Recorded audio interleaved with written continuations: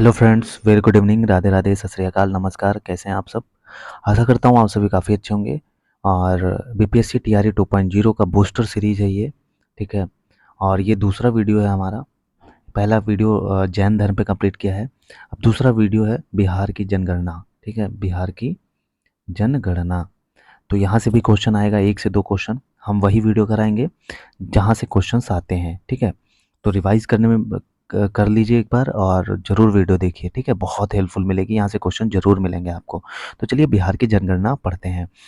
तो भारत की पहली जनगणना 1872 ईस्वी में लॉर्ड मायो के समय में हुई थी, ठीक है। तो भारत की पहली जनगणना कब हुई थी? 1872 ईस्वी में लॉर्ड मायो के समय में। भारत में नियमित जनगणना की शुरुआत कब हुई? तो 1881 में लॉर्ड रिपन के समय। अगर पहली जनगणना पूछे तो 1872 में लॉर्ड मायो के समय में, और अगर नियमित जनगणना पूछे तो 1881 ईस्वी में लॉर्ड रिपन के समय में हुई थी। 1976 ईस्वी में उड़ीसा से बिहार के अलग होने के बाद 1941 ईस्वी में बिहार की जनगणना पृथक रूप से हुई। तो उड़ीसा से बिहार कब अलग हुआ? 1936 में। और 1941 से जो बिहार की जनगणना थी वो मतलब अलग से हुई, पृथक रूप से मतलब अलग से हुई, ठीक है। आगे चलते हैं। 2011 की जनगणना देश की 15वीं जनगणना थी। तो जो 2011 की जनगणना थी वो कौन सी जनगणना थी? 15वीं जनगणना थी। इसके आयुक्त कौन थे? सी चंद्रमौली। तो आयुक्त पूछे तो कौन थे? सी चंद्रमौली। 2011 की जनगणना का आदर्श वाक्य क्या था? तो जब 2011 की जनगणना का जो आदर्श वाक्य थीम क्या था? हमारी जनगणना हमारा भविष्य, ठीक है। 2011 की जनगणना के अनुसार बिहार की कुल संख्या क्या थी? तो बिहार की कुल संख्या थी 10, 40, 99, 452 थी। तो बिहार की कुल जनसंख्या अगर 2011 के अकॉर्डिंग पूछे तो 10, 40, 99, 452 था, जो कि भारत की कुल जनसंख्या का कितना था? 8.58%। तो जनसंख्या की दृष्टि से बिहार का स्थान उत्तर प्रदेश एवं महाराष्ट्र के बाद तीसरा है। तो अगर जनसंख्या की बात पूछे, नंबर पूछे कि कौन से स्थान पर बिहार है, तो पहले पे उत्तर प्रदेश है, फिर महाराष्ट्र है, उसके बाद तीसरा बिहार है। अब बिहार एवं भारत 2011 के जनगणना आंकड़ों का तुलनात्मक अध्ययन, आइए इसको देख लेते हैं। तो कुल जनसंख्या 10.41 करोड़ था, ठीक है। और भारत में कितनी थी? 121.06 करोड़। तो कुल संख्या पुरुषों की पूछे तो 52.14%। वहीं कुल जनसंख्या महिलाओं की थी तो 47.86%।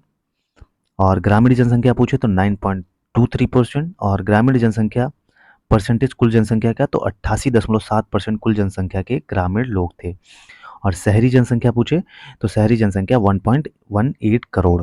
तो महिलाओं का याद रखिए 47.86%, ग्रामीण जनसंख्या 9.23% करोड़, और शहरी जनसंख्या 1.18 करोड़। और वहीं बात करें तो शहरी जनसंख्या परसेंटेज कुल जनसंख्या का मतलब कुल जनसंख्या जो 121.06 करोड़ भारत की थी, उसका 11.3% बिहार का जो था वो शहर में बसता है। शहरीकरण की 10 की वृद्धि दर क्या थी? 0.8%। भाई आगे चलते हैं। 2011 के दौरान 10 की वृद्धि दर लिंग अनुपात क्या था? तो 25.42% था, ठीक है। और भारत का था 17.7%। लिंग अनुपात की बात करें तो बिहार का लिंग अनुपात था 918 है, ठीक है। और भारत का था उस समय 943।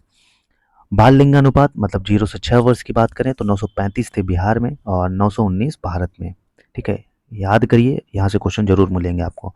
जनसंख्या घनत्व की बात करें तो 1106 किलोमीटर स्क्वायर बिहार में है और 382 किलोमीटर स्क्वायर यूपी पूरे भारत में है। तो 0 से 14 आयु समूह की जनसंख्या का प्रतिशत कितना था? तो 40.2% था। और 15 से 59 आयु समूह की जनसंख्या का प्रतिशत 53.5% था। 60 वर्ष और अधिक आयु समूह की जनसंख्या 6.3%। अब सूचक साक्षरता दर देख लेते हैं, ये भी इंपॉर्टेंट है, यहाँ से जरूर आपको क्वेश्चन मिलेंगे। साक्षरता दर 61.68%, ठीक है, बिहार में 2011 में थी और 73% पूरे भारत में थी। पुरुष की बात करें तो 71.2% बिहार में, 80.9% भारत में थी। महिला साक्षरता दर कितनी थी? 51.5% बिहार में 2011 के अनुसार है। और साक्षरता दर में वृद्धि करें तो 17.989% की वृद्धि हुई थी 2001 से और 2011 के बीच में। ग्रामीण साक्षरता दर कितनी है? 59.8%। और शहरी 76.9%। अनुसूचित जाति का परसेंटेज पूछे तो 15.72%। अनुसूचित जनजाति का परसेंटेज पूछे तो 1.3%। तो यहाँ से क्वेश्चन जरूर मिलेंगे आपको, मैं बार बार कह रहा हूँ। तो पुरुष साक्षरता दर 71%, महिला 51%, ठीक है। और ग्रामीण साक्षरता दर 59%, और शहरी साक्षरता दर 76.9%। अब आगे चलते हैं। बिहार 2011 की जनगणना संबंधित आंकड़े। तो सर्वाधिक क्षेत्रफल वाले 3 जिले पूछे तो पश्चिमी चंपारण है, ईस्ट चंपारण, गया और पूर्वी चंपारण। तो ये सर्वाधिक क्षेत्रफल वाले 3 जिले हैं, ईस्ट चंपारण, वेस्ट चंपारण, गया। सबसे कम शिवहर है, अरवल है, शेखपुरा है। ठीक है, शिवहर, अरवल और शेखपुरा। तो पहले पे पूछे तो शिवहर है और तृतीय पे पूछे शेखपुरा। सर्वाधिक जनसंख्या वाले 3 जिले तो पटना में सबसे ज़्यादा लोग रहते हैं। सबसे कम जनसंख्या वाले 3 जिले तो शेखपुरा में रहते हैं।